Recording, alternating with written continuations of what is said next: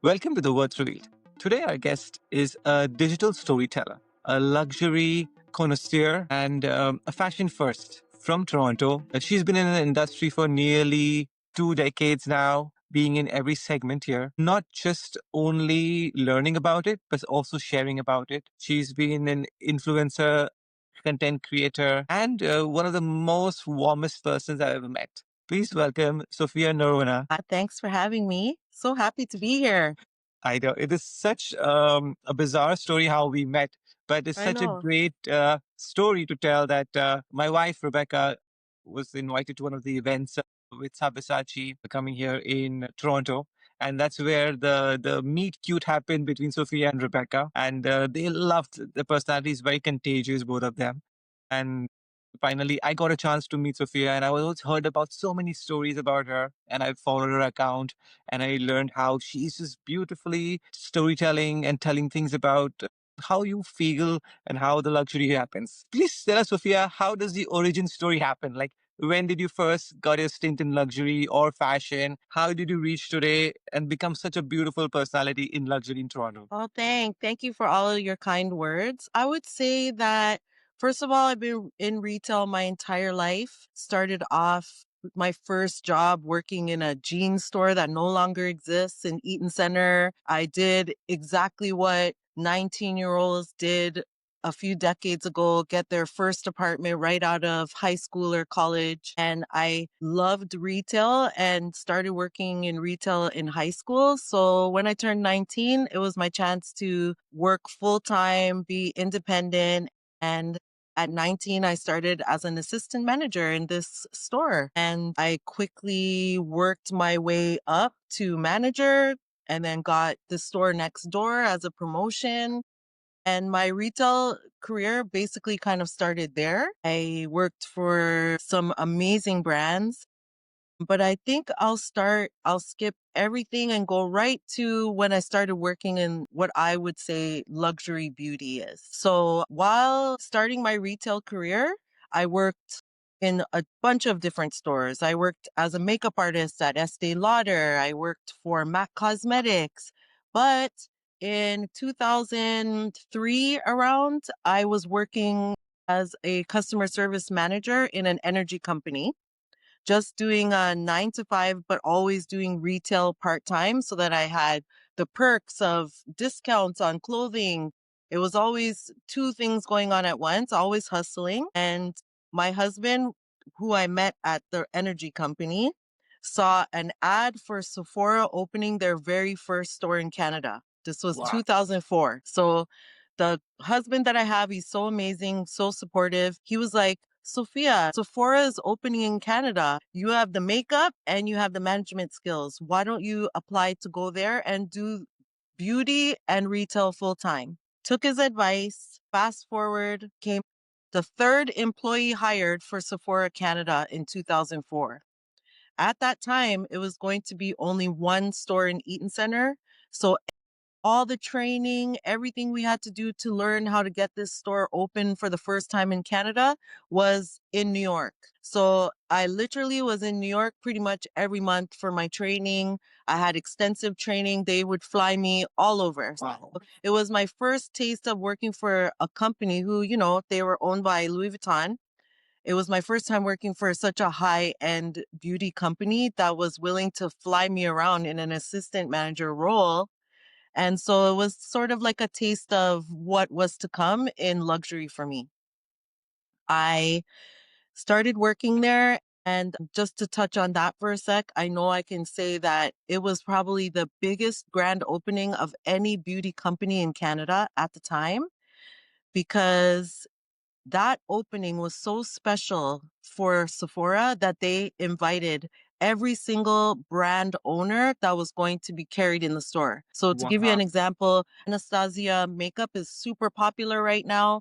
Art makeup, super popular. Benefit Yes. Cosmetics, Makeup Forever, Dr. Brandt Skincare, Peter Thomas Roth. All these people actually showed up for the opening of this store, and they did $500,000 in 3 days. Wow. So just to say that Sephora was the viral trend of that moment for sure that's exactly what happened. And so I really loved working there. It was such an enjoyable experience. It was probably one of the best training I've received in any retail company that I worked for, because that training set you up to be an entrepreneur inside your own store. Yes.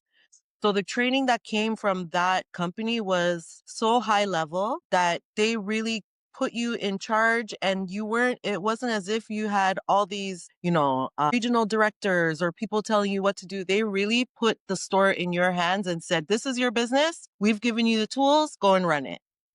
So the experience was amazing. There was a lot of new nuances that were happening because it was so new to Canada. Things like healthcare, things like the FDA in the Yes. US approving certain things, but then Health Canada not approving certain ingredients in skincare products. So the first year was pulling things off the shelf, putting it back until they got the proper DIN stickers and that kind of thing. So it was quite the experience.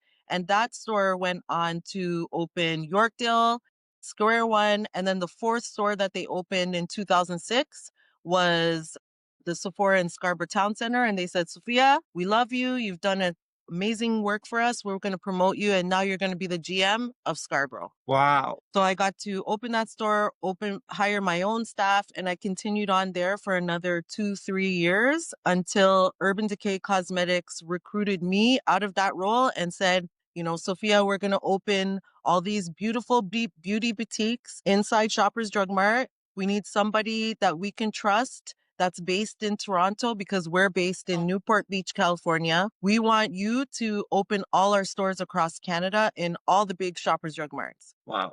So that was my chance to move from a GM role to account coordinator, account manager. And my job was to set up all these stores, do a lot of promo for Urban Decay. And it took me all around Canada to the big places like the West Coast and everywhere. So that was sort of my beauty experience at the beginning. I moved on to doing part-time makeup still.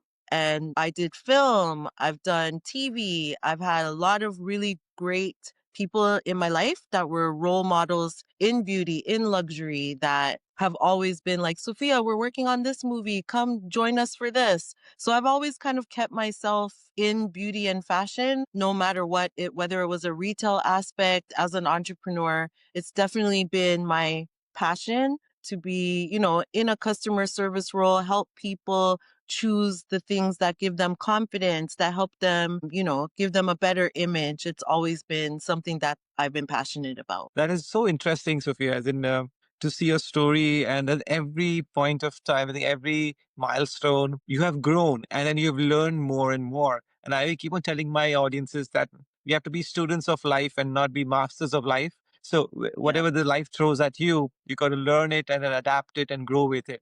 So Yeah. one very unique thing is that you have a merge of culture, travel, and beauty. Like how did you manage that and then today what you are? Because I feel that you are like a guiding light for a lot of these new people entering the industry and then they make so many mistakes and then there's so much of pressure and opportunities at the same time.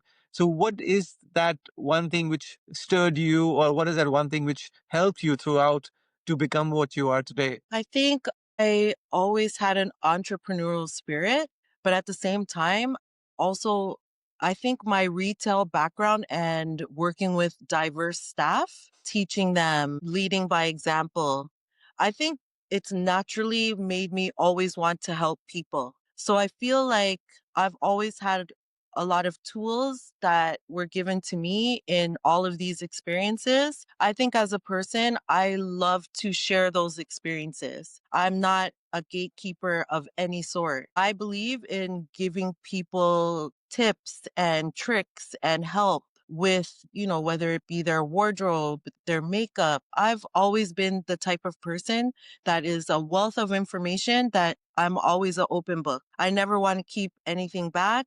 And I'm definitely one of those people that if they say that they always say have somebody that's speaking about you, or somebody at the table should be speaking about you Yes. when you're not in the room. I'm definitely that person. I'm actually always in my head trying to put people or place them where an opportunity lies that they would be best suited for. So I think I've naturally been like that since retail. And so a part of me got really into social media when social media first started.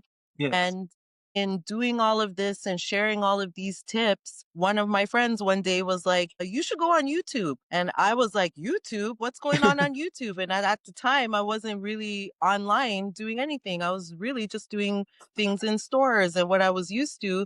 But when I discovered YouTube, I discovered a whole platform where a lot of women like myself and men were doing the same thing, sharing their tips. And it wasn't like it is today where, you're kind of holding back your content and wanting to Yes. charge for it. It was just a free for all. It was like give information and the people will come. And this started about 12 years ago was when I dropped actually maybe 15 years ago, I Wow. started on YouTube. Yeah.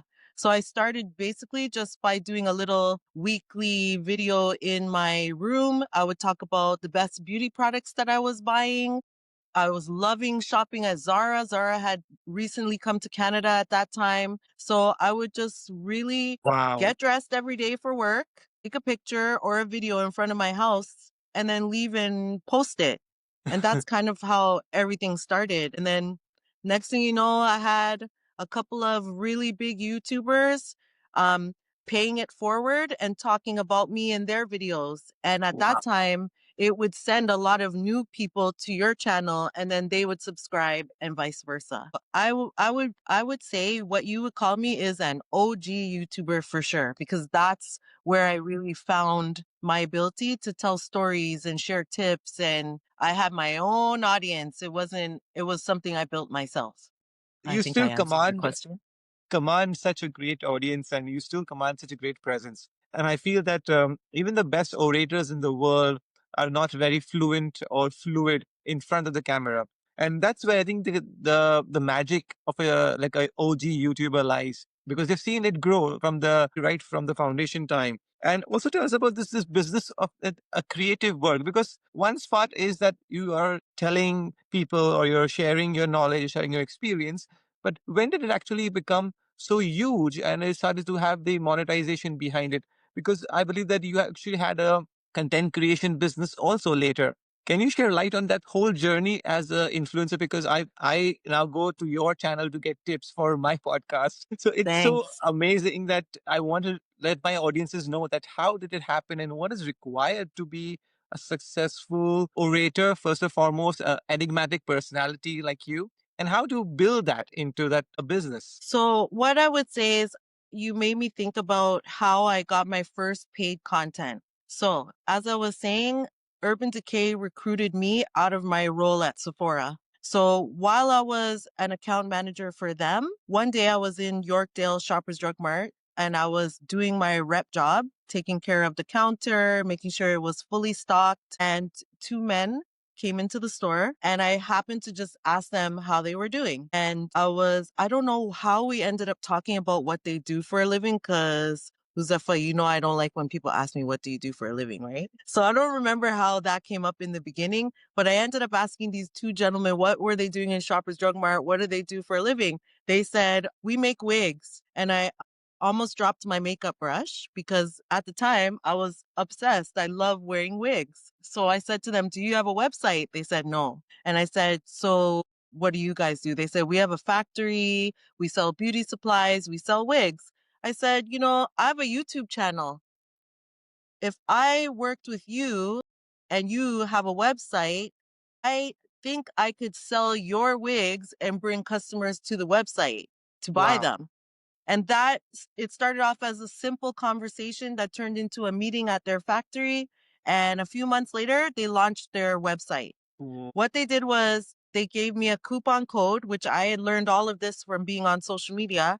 And they gave me a commission for every wig that was sold. So we had a full breakdown. I ended up, long story short, selling about, I would say, around 75 wigs for them Wow. and became their ambassador. So this was way before all the content creator titles. So I guess that's what you would say was paid content back then. And also, I was ambassador for this brand. And these were two men that don't know anything about wigs other than how to make them, sell them, and bring them, export them into Toronto, right? So I was their face and I answered so many questions that they had. So I think my answer to your question is the way to make that happen is you have to be able to be willing to talk to people and take a risk and put yourself out there. If I That is hadn't if I hadn't done that in so many circumstances, I wouldn't have had an outlet to create in the way that I want to create. yes. Now it's all about the companies looking at your numbers and choosing you because you have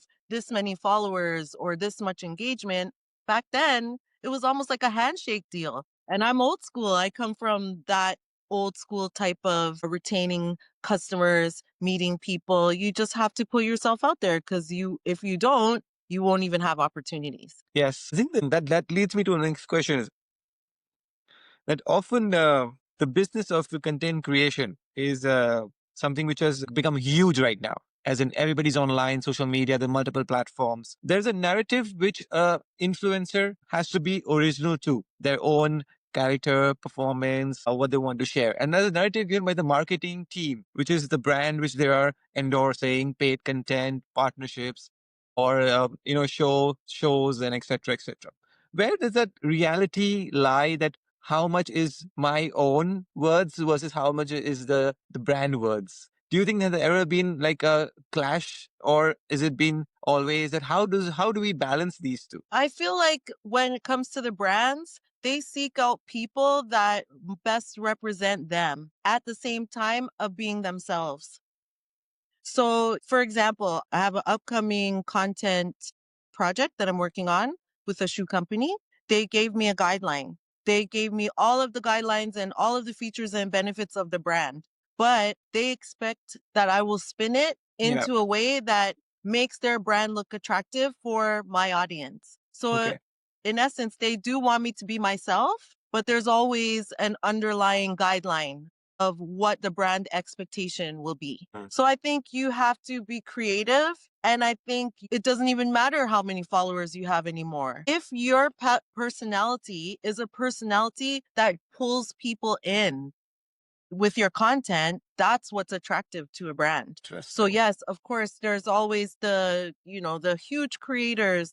I'm sure it's different guidelines for them. And I'm not there. I've never been there where I've had like a, couple $1,000 contract. However, I think that you can build that. I think the smallest person can build that. It depends on how much you're willing to put yourself out there and whether or not you have a personality that people will buy into. Because at the end of the day, it's always going to be about money. Yes. And no, a brand is not going to give you their product if they don't think you're going to sell it. So I feel like it has a lot to do with your personality and it has a lot to do with how you put yourself out there and how creative you are. Also, when do you think that content is overdone or, it's too much? Is that how do you know that person? Because sometimes we know as an energy person that, this person is lying or this person is misleading or this content is like, oh my God, what is he even saying? And is there some markers we should look at as an influencer, as a content creator, that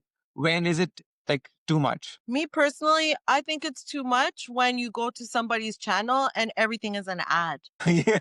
Like, one of the things I pride myself on is that I can mix it. And I think how you present it has a lot to do with it. A lot of my most recent reels that are popular, and popular is as in a small creator popular, are because I mix a little bit of my lifestyle into it. I tell a little bit of a story, but it's never really so much about the brand that it feels like an ad. I Hmm. think if you go to somebody's page, and I have a few examples in my head of people that I don't really watch because every single thing on their page is an ad. Do you know what I'm saying? So I feel Yeah. like, yes, that's obviously the way that you make your money, but a lot of people did not join Instagram, YouTube, or anything with the intent of making money. It was the intent Yeah. of showing their personality, showing what the best things that their skills are all about, or you know what I mean? So I feel like that it becomes too much when the page is just an ad and you're not looking at the person anymore as a person, but you're looking at them as, oh, this person's just making content. Interesting. Very good analogy on that. Also, which leads me to this the concept that you are somewhere connected to India. I don't know how. And then when we talked about this before, I want to tell this story to the audience, and it's an amazing story. I believe that I've heard it and I'm so excited for you to share it, like because your connection to India and how you have immersed and broken the myths around the Indian subcontinent. And I being from India, I'm more biased. So people will like say, okay, no, you're from India, so you cannot be a unbiased opinion. But coming from Exactly. Sophia, I would like to say to my audiences that this is something which is coming from a person who's born and brought up in Toronto. And so please take the stage and please and tell us about everything that happened. Okay, my favorite topic, India. So it goes back to my husband. My husband is born in Kenya, but he is Goan. His father was born in Goa.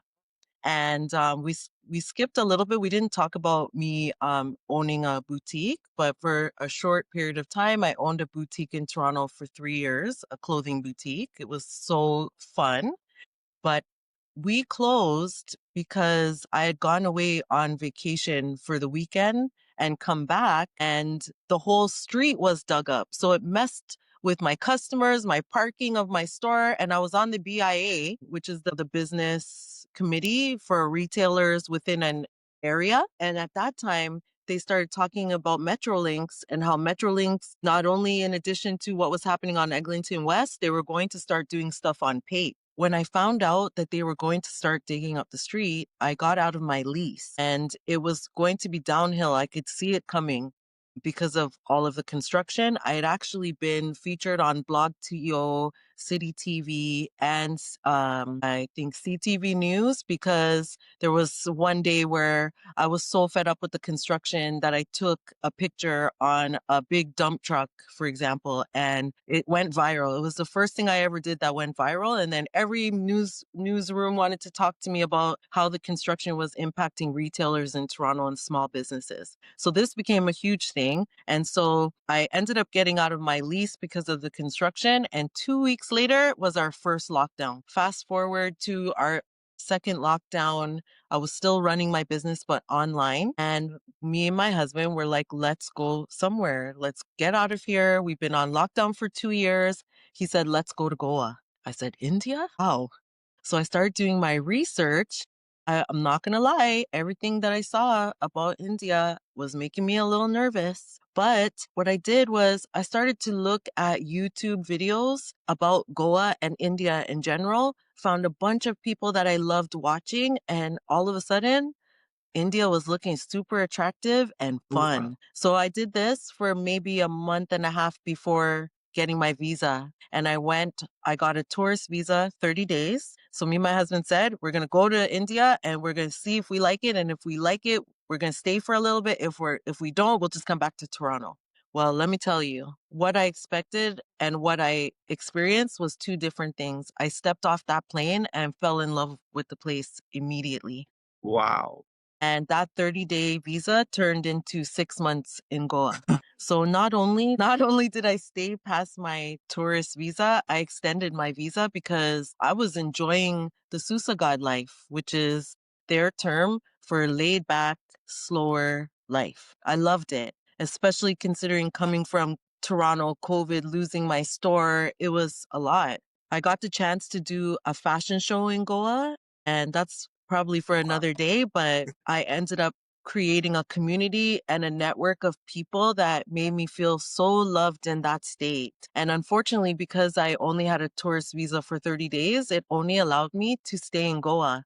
So I didn't get to experience all of the other beautiful states that you can travel to so easily by train, plane, right?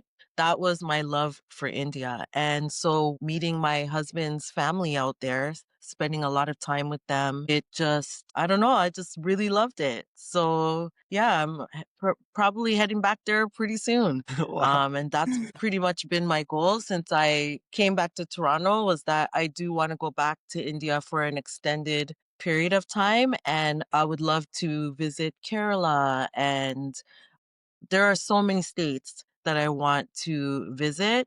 And so when I came back, I kept in touch with everybody that I was already meeting online on Instagram from India. And then I actually have been building my network even more since Wow. 2022. So I've researched so much fashion. Who are the big beauty companies? Nika, the big Sephora of India is Nika, and Lakme.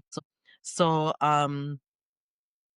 I just started following Elle India magazine, Vogue India, and my focus that used to be so much on Canadian and American fashion kind of switched. And a lot of that was because of the switch that's happening in North America anyway. Toronto's retail and fashion situation is interesting and has changed. And I just find for me personally, because I've now looked into what L India is versus what L Canada used to be, there's just so much going on in India. The growth is so rapid and they have mastered so many things in the beauty and fashion industry that for me, I want to explore something new. This is super shiny and attractive to me. Yes. So yeah, I've been staying in touch and staying in tune with what's happening. And one of the good things about being in retail is that when you work in retail and you've trained and worked with a lot of employees, you keep relationships in every job that you have. And I've kept really great relationships with my employees for the last 2 decades. Some of them I'm going to their weddings, their baby showers now. And some people are still in retail. So what that does for me is it kind of gives me a little bit of a connection to the inside. When I found out Sabyasachi was coming to Yes. Toronto for the first time, it was somebody that works in a department store called me up and said, Sophia, I know you love this designer. Do you know they're going to be in Toronto? And as soon as I got the news, I made the call to see if I could get myself on the list to meet Sabyasachi, which I did. And that's Yeah. how I met your wife.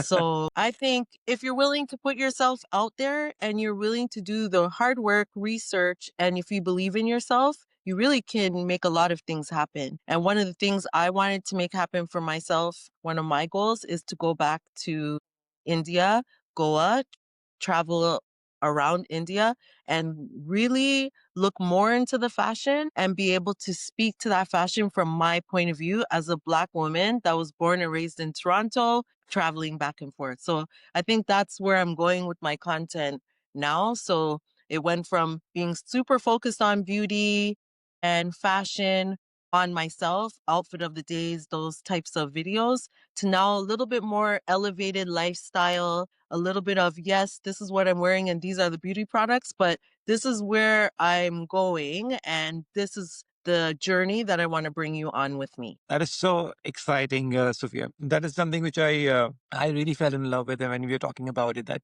your part where India is so amazing and Thanks. so magical. And I think as a creator, influencer, as a beauty insider, and now as a big fan of the Indian culture, I think with Sabyasachi, and I'm sure that you will go into multiple designers and meet multiple people. What is the one thing which defines Indianness? Like where do you think have a one term or one thing which says, okay, this is like the most amazing Indian quality or the Indian character, Indian colors, Indian culture, Indian food? Like what is that? Like what is most so the one thing which says, okay, I'm so impressed by that. That's the one thing. Okay, so first of all, one thing that impressed me about India in general is that no one says no. Oh, Everything is doable. yes, the It doesn't can do matter. It attitude. doesn't matter what your field is. People know how to make things happen, right? So in beauty and fashion, I feel like, I guess what I would say about beauty and fashion is too much is not enough. Everything is over the top. Everything. And in a good way. They've Yes. mastered how to do everything to the max. So I would say that when it comes to food, don't ask me about food because I'm going to be in a food coma when I'm eventually back there because I can't tell you. My experience with food in India was a next level experience because I felt like I ate better. The food was so organic. Everything that I ate, especially in Goa, Goa being a big fisherman state, the fish, the organic food, again, the lifestyle. I was healthier. My skin was better. there was a lot of good things I felt that's about India in general. There's also a reflection of you being a Jamaican, as in from that roots. And would that come into much more picture Yeah. that you from a coastal city, a coastal country, and then Goa is again a coastal city, gel so well that you would just adapt yourself at home when you're in Goa? Would it that be that connection? It was so easy. It was so easy. And you know what also helped was that, when I got there, I went to my first carnival, for Oh, example. It was in Margao, and I didn't know what to expect. It was an annual carnival that they have every year. And I saw a man wearing a Bob Marley t-shirt. And that was something familiar for me as a Jamaican descendant or of Jamaican parents. That stood out for me. I immediately connected with that man and said, "Hey, Bob Marley." And the next thing he was like, "Can I click a picture with you? Can I click a picture with you?" For me, it was really cool because people generally don't see someone like me in India on a regular basis as well. So they're curious. They came up to me a lot and asked me questions. Where am I from? So I feel like being from island or Caribbean parents, it actually set me up to be prepared for that trip. The heat was a big deal. Like I've never seen heat at that level in my life, but I was all over it. I was not staying inside. I was not running and looking for AC. I was going to the market in the heat when my husband didn't want to go outside, and I had no problem being in all those markets in the heat. You know what I mean? It was, I don't know, it was a life-changing experience. And I think people talk about sensory when you're in India because of all the different sounds. And like, I feel like it's such a vibrant, exciting environment. So there's always something going on. There's always something to look at. There's always something to do. So I felt like India is a place that makes me feel more alive than I've ever been. so, Sophia, you've been a, a fashion insider for Toronto for a very long time, and it's been nearly 2 decades. You've seen the industry evolve. Is there a Toronto fashion or a street scene which is developed or has come to multiple different evolutions? And today, what do you think is a Toronto fashion and luxury scene happening compared to the luxury markets of the world? Because as an outsider, I still feel that it's not come to terms with the world. But as an insider, how is that reflection? That's a really good question. I feel like I was around when Toronto had their big fashion weeks, and that was when it was known as Toronto Fashion Week, and it was run by a woman that had a chain of stores, Robin Kay. That's the last time that I could remember, to be honest, where in Toronto, after a fashion show, you would see a bunch of photographers outside. That has changed a lot. From what I know, the term Toronto Fashion Week was purchased, so no one is allowed to use it. I could be wrong. It's what I've heard for decades around Toronto. But as far as an actual Toronto Fashion Week, fashion scene, fashion area, the area that's known to everyone for high-end luxury is Yorkville, which it's still always been known that area as that area. However, a lot of some of those big players or those stores that are well-known names around the world have kind of moved around a lot within that area. Some of them have even closed. For example, Versace, a store that is probably in every major city, freestanding Versace store is not even super high-end luxury like a Chanel. It's up there, but it's not a Chanel. And they closed, I believe, 2 years ago, and they were right on the main street of Yorkville Avenue. And so I think first let's talk about the Fashion Week. We still have a sort of Fashion Week. It's a couple of separate shows that go on during that time for Toronto. The most popular one known as FAT, which is a great show that brings emerging designers as well as well-known Canadian designers together. There's always in Toronto Fashion Week in different places, New York, Paris, they all have their own major shows, and then they have a few pop-ups around the area. We do that, but we don't have a major fashion center where like we used to have a couple of decades ago. It was right beside Eaton Center at Bay and Queen. We don't have that. We have, I would say, fashion events that happened Okay. during that time. You know, if you think about Paris Fashion Week or you think about New York Fashion Week, you think about the designers that present during those shows. And none of those people show in Toronto. So they show in New York, but they don't show anywhere else. So I feel like Toronto being the major hub for fashion, I don't believe that that exists any longer. I believe that Paris, New York, even London, different places around the world have really continued on with their fashion week, but Toronto's has changed a lot Yeah. and has become a lot more about local Canadian brands than it has about the major brands that show. So that's my opinion. And although I believe that we do have a great community in Toronto in fashion, I just think it's definitely not comparable to what you see happening in the major fashion cities. And what I said to you when we met was my how I analyze that is I look at the major fashion photographers that I follow around the world. There are I'll give you one, for example, San Francisco Art is a really great photographer that covers Paris, covers New York, wherever all the celebrities are in the major brands, he's there. And the way I gauge it is he never comes to Toronto to shoot anything. So I look at it like wherever all the major photographers go every season is where Yeah. those are what I would say are the huge fashion hubs where the real elevated shows are happening. And it's not to take anything away from Toronto. Toronto's doing its thing as well. And especially uh FAT, which has now become one of Toronto's favorite fashion week events. And this is put together by such a great woman who I think is an inspiration to up and coming Toronto designers. So she's definitely doing her thing. So it's not to take away from anything that's happening in Toronto. I would just say that Toronto's not in the place where New York is, Paris is when it comes to Fashion Week. As far as retail, Bloor Street and Yorkville area used to be the high end area for you to get everything. It was the Madison Avenue, the 6th Avenue of Toronto. I wouldn't say that that's of course it's still where you go to buy everything, but the vibe is not the Mm. same vibe that you used to get when you went on Broadway in Soho or if you went on Madison Avenue or Fifth Avenue in New York.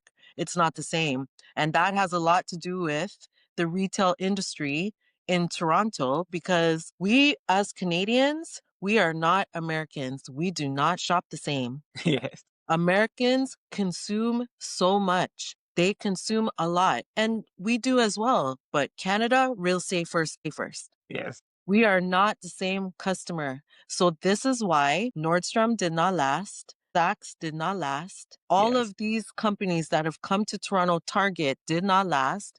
Why? Because we do not consume the way that America consumes. And a big holiday is coming up. It's a perfect example. New York or American Thanksgiving. The consumption is next level because that's when everyone shops for Christmas. So if you think about the Targets and the Saks and Nordstroms of the US and when they were in Canada and how much of their business was based on that last quarter. When you think about it, it's not a good comparison. It's apples to oranges how Canadians were consuming in those stores versus America. And those stores are still in America. They're still open, Yes. most of them. So the common denominator is it didn't work in Toronto, right? So now when you walk on Bloor Street, a lot of those stores that we really grew up with are not there anymore. Some of Yeah. them have left. Some of them have changed location and maybe downsized or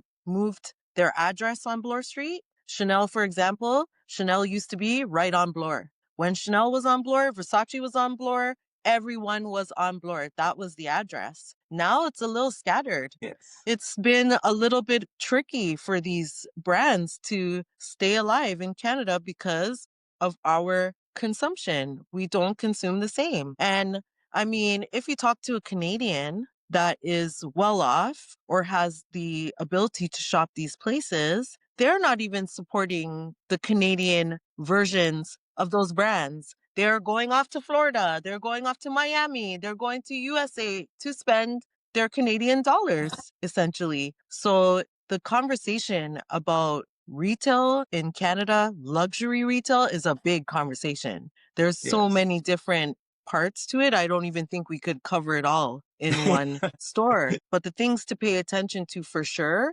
are how the resale luxury market has impacted the luxury market in Toronto. Yes. You have Chanel on Yorkville, and then you have 3 resale luxury stores selling Chanel. The consumer from Florida that's visiting has no issue going into Chanel and buying a brand new bag.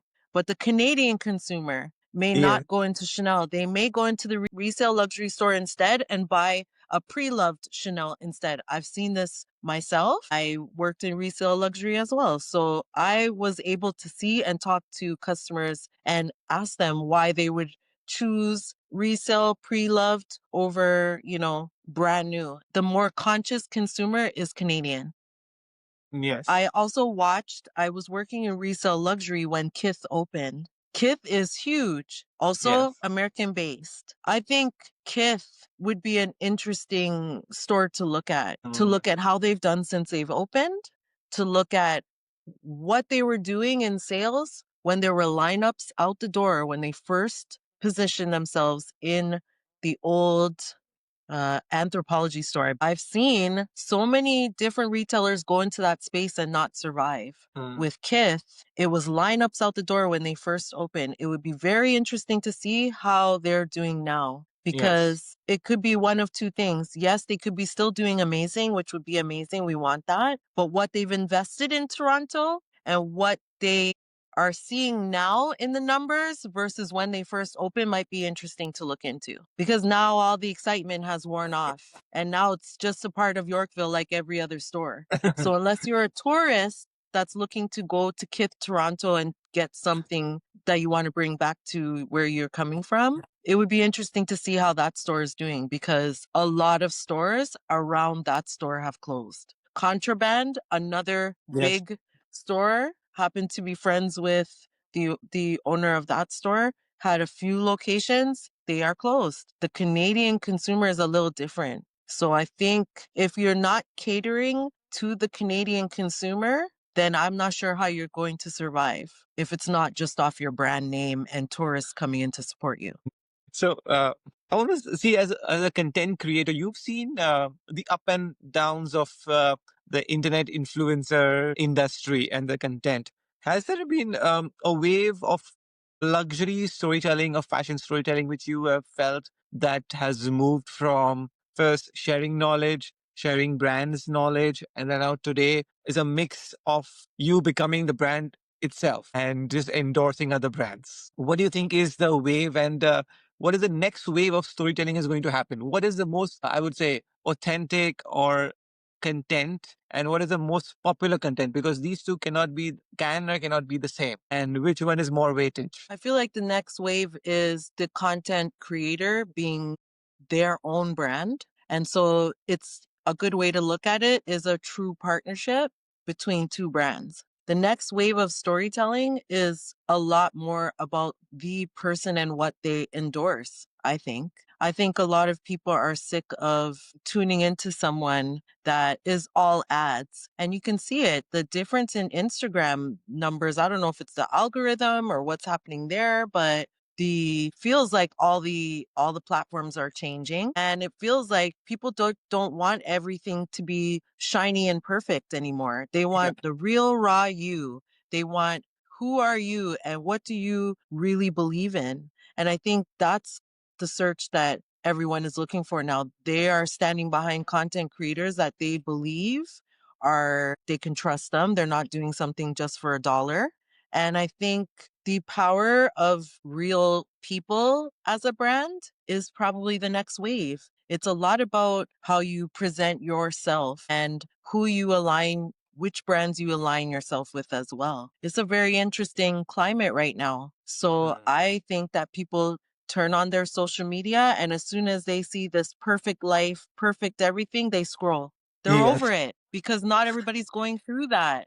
So I think the next wave, at least for me, the next wave is not coming on YouTube and showing that I went on a haul and spent $500 on clothes. I got to read the room. The next wave is how are you a brand that somebody can trust, that they believe is kind of going through the same things as them. I want to align myself with people that are more like me as opposed to something that's unreachable.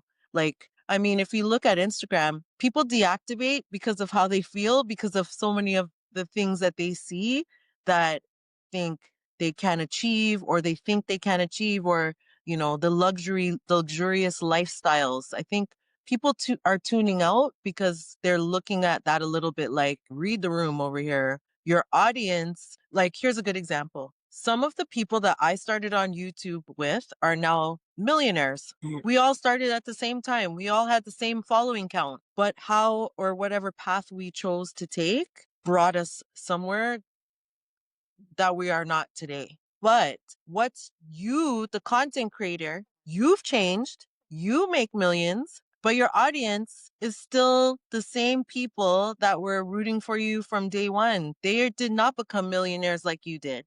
So what I feel happens is those people, nothing wrong with it, become out of tune with who their audience actually is. And a good example of that is, let's say you're a content creator and you just start out and you get your first deal with Shoppers Drug Mart. Well, maybe Shoppers Drug Mart, you're promoting a Lubriderm lotion. Yeah. You build yourself up to 100,000 followers, and then La Mer is what they're sending you. You can go and do a video about La Mer, but the people that are watching you, they're not using Other La look at Mer. it. You know what I mean? So you really have Yes. to read the room, I think. And I am not a huge creator by far, but I've found a way to carve my own place in this big world of creating content, where I'm happy. And obviously, I have goals to reach myself. What I do pride myself on is, even though I worked in luxury, even though I was sometimes showing you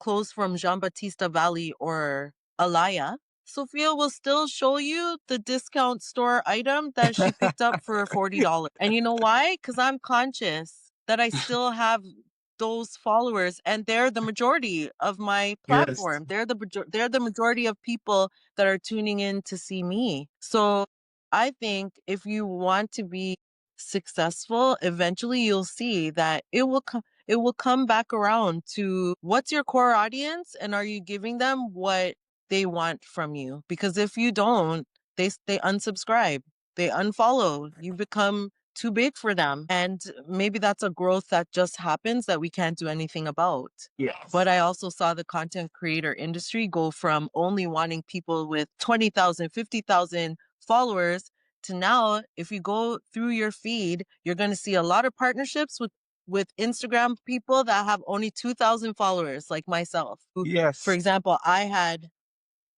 7,000 followers and I got hacked. I had 3,000 on one page, 7,000 on one page, 10,000 in total. My page got hacked. I had to start over. You kind of have Wow. to prove yourself all over again because you got to rebuild that audience again. But now it's not as if a brand won't look at you. Now, No. if you're passionate about content creating, post your content. That's what's all over social media. If no one's watching, keep posting because somebody will eventually watch. And I think one of the rules that still applies, that applied when I first started content creating 15 years ago and now, be true to yourself, be your authentic self. Your authentic self is what sells people. It's not even Yes. the brand, because if you're authentic, you can sell ice to Eskimos. Yes. My other point that I feel really passionate about when it comes to retail and content creating, I think that brands should tap into people that have a retail background. And that's really important because retail people convert.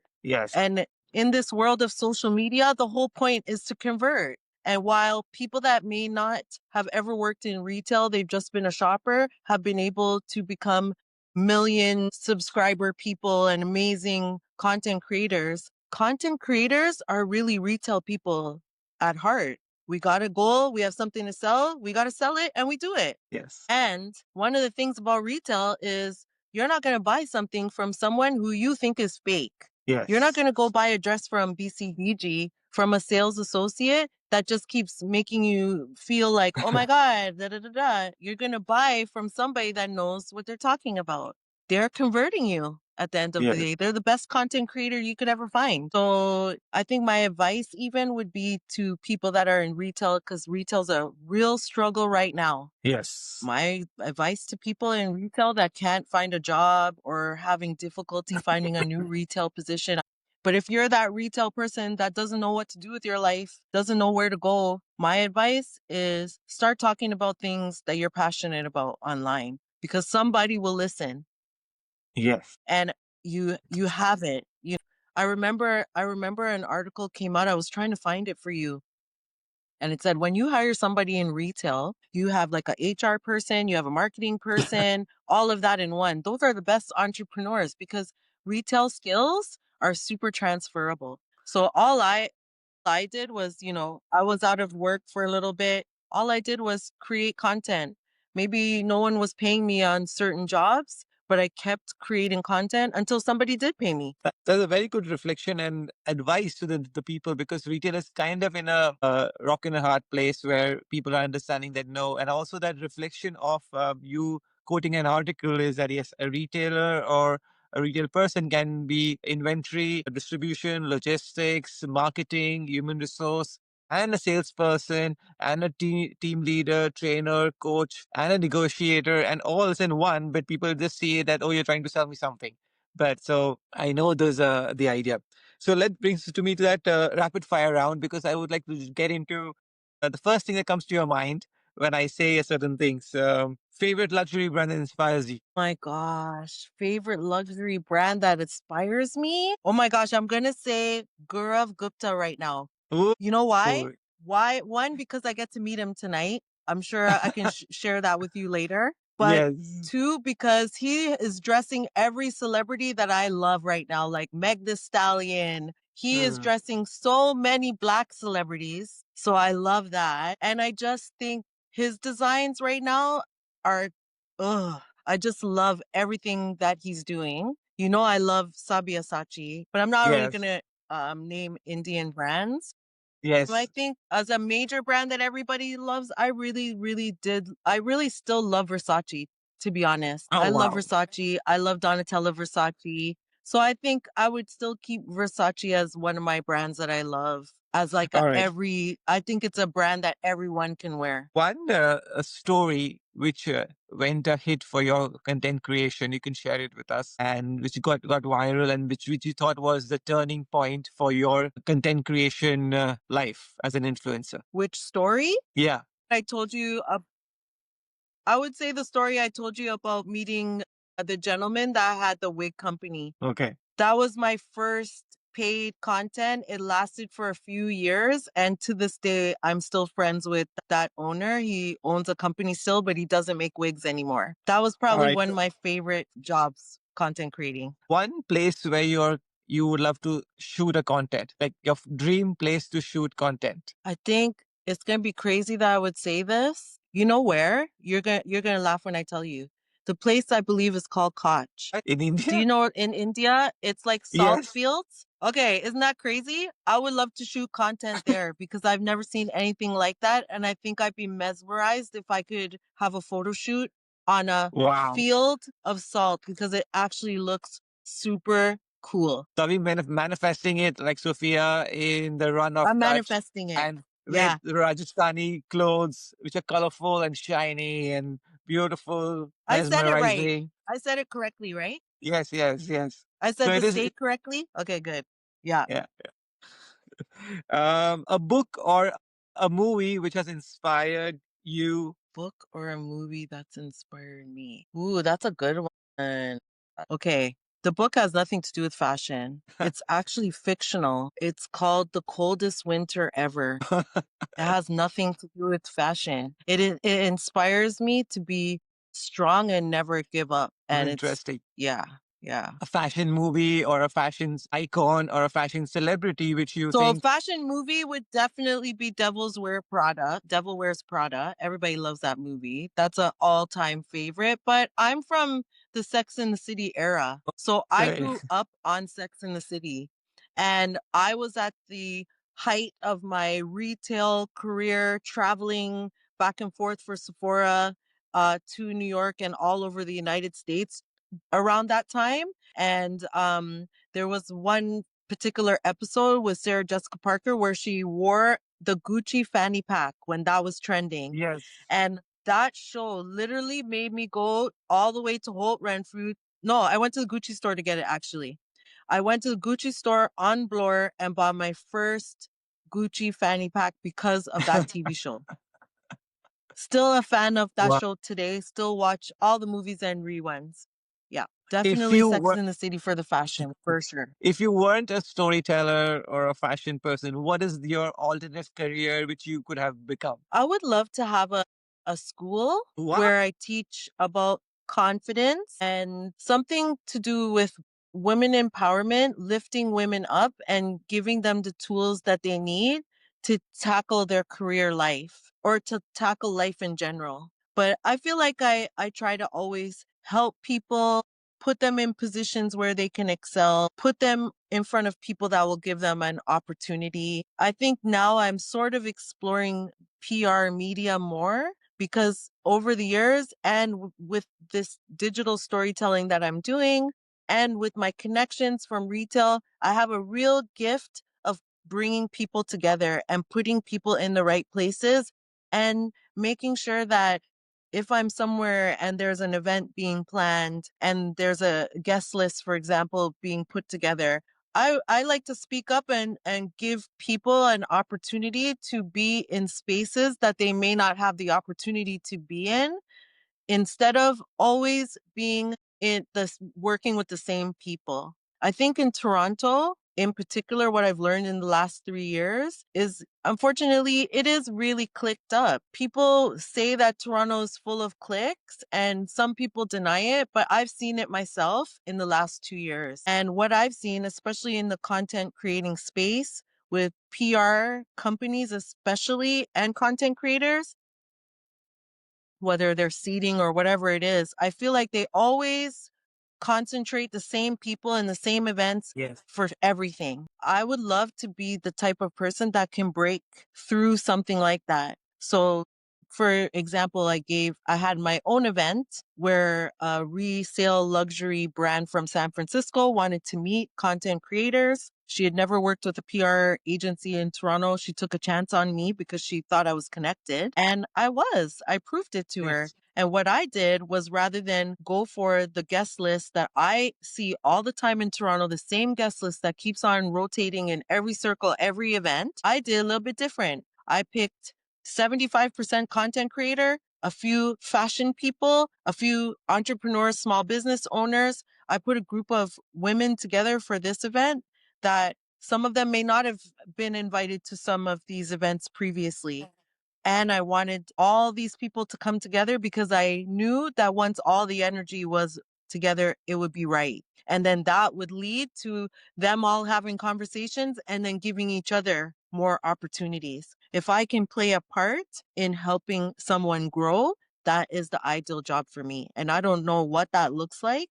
I'm not sure if that's an actual format. It could be a school, it could be online course. Who knows what that looks like, in my next 5-year goal, but always giving back, teaching, and helping people get to the place they want to go to.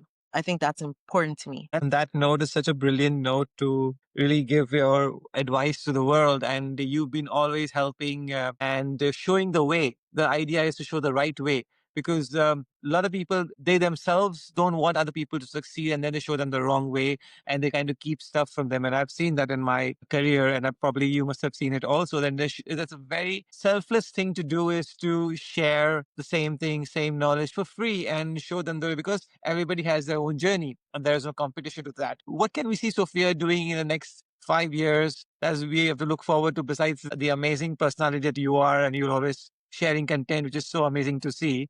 is something that you should look forward to and get excited. Sophia, what is happening in your future? Well, I don't want to say too much, but I do want to say that ideally in the next 5 years, I've given myself a few goals. There's a few places on my bucket list that I would like to be in. And one of them is I would love to be front row at a major fashion show in Mumbai or Delhi. Wow. That's one. I would love to meet.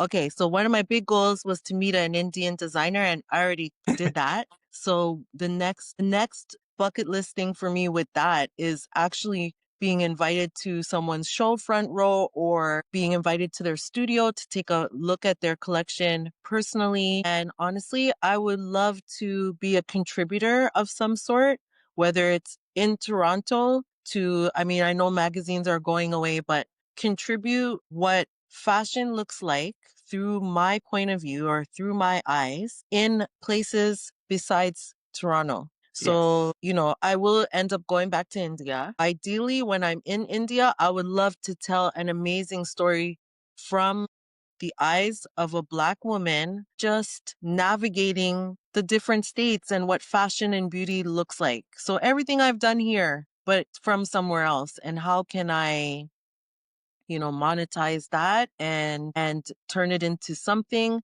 that other women can keep up with, learn from, a journey, I guess. So next 5 years, it's a journey of doing some things that are new along with some of what I've done in the past, putting all of it together into a really nice package that you can see through my point of view. That is so amazing. Thank you, Sophia, for being on this platform. It's such a pleasure to talk to you as always and sharing your views and sharing with my audience. And then the amazement which I get when a certain person, has the same passion, shares on this platform and giving our audience that belief that fashion and luxury still exists and good people in fashion luxury do exist. Thank you for being on the platform and we look forward to seeing more Yeah. content from you. Thank you so much. That was awesome.